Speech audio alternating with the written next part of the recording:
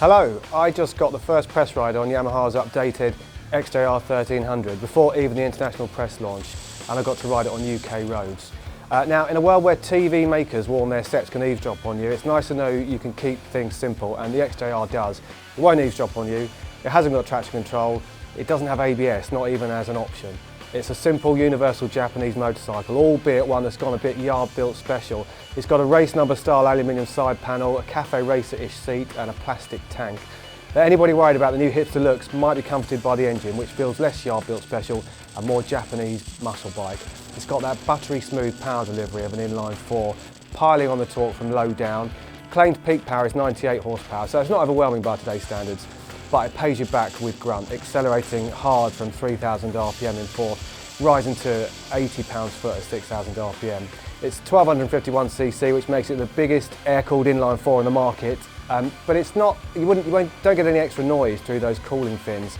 Somebody actually said to me at some traffic lights, it's not loud enough, and I had to agree. It sounds good, it's just a bit quieter than I expected.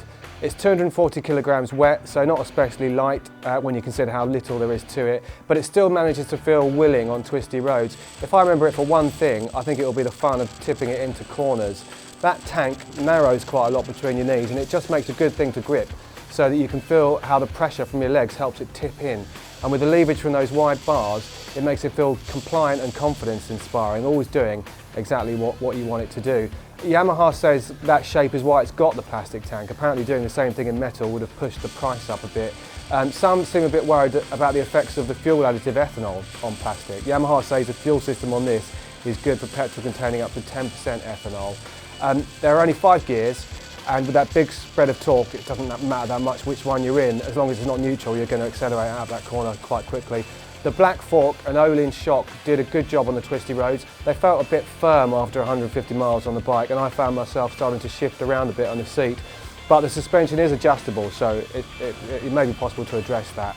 And otherwise, I was comfortable, even at motorway cruising speeds. I think the clocks, which are about just below chest height for me, must deflect a bit of wind.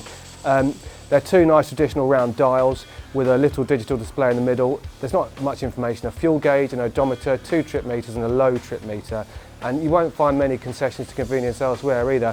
If there's space under that seat for a packet of crisps, I couldn't see where.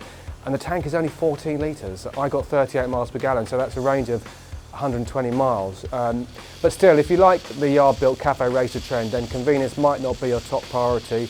And at 8,599, the XJR is £2,800 cheaper than BMW's R9T, which is an unashamed cafe racer. If you want the XJR to be a bit sportier, there's the Racer Edition with a carbon nose fairing and clip-on bars, and it's still £1,800 less than the BMW. What they've got in common is that the BMW and Yamaha both combine traditional character with a bit of contemporary performance, but the Yamaha throws in a bit of Japanese muscle bike character. And that kind of brings me to my complaint. I can't help wishing it retained a bit of Yamaha's own distinct heritage. I think that probably means more to the average motorcyclist, middle-aged motorcyclist today, than the yard-built trend. I'd at least like some speed blocks on my traditional Yamaha, and I don't think I'll be the only one to think that.